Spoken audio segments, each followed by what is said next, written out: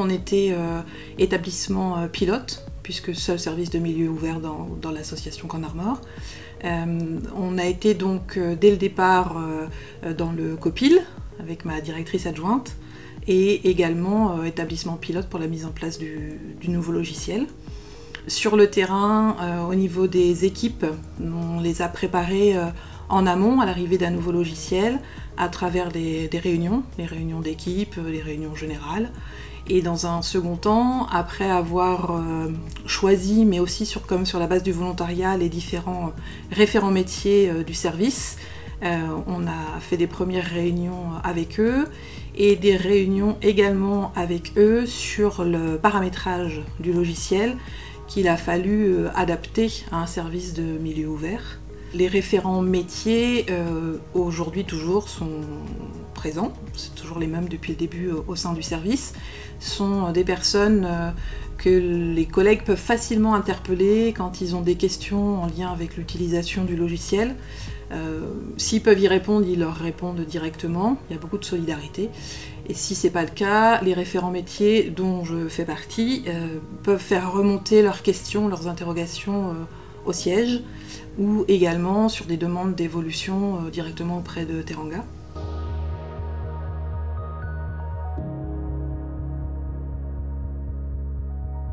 Sur l'arrivée de NetVie au SAVS SAMSA, ça a été vraiment d'adapter l'outil, et notamment en termes de suivi de notre activité.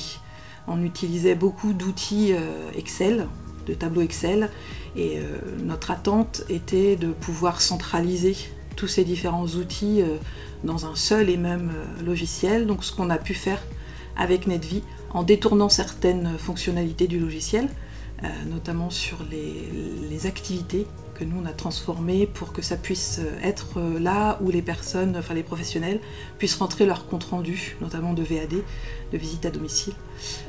Donc voilà, on est tous, autant les professionnels et puis nous au niveau de l'encadrement, satisfaits aussi d'avoir pu utiliser le DUI dans ce sens, dans le suivi des indicateurs et de l'activité du service.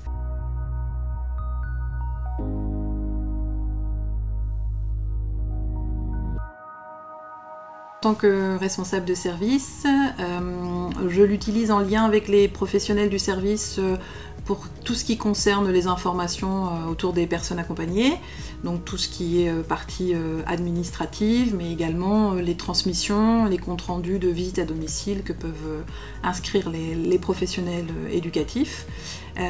Également sur l'organisation et la planification des projets personnalisés.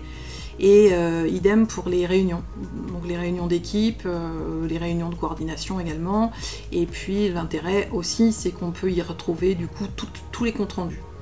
Et que c'est pas comme auparavant dans différents dossiers dans la bureautique, quoi. Donc tout est centralisé là dans l'outil NetVie. Et également, de mon côté, mais en lien avec les éducatrices coordinatrices, on utilise NetContact pour la gestion de notre liste d'attente et puis les préadmissions et les admissions des personnes accompagnées.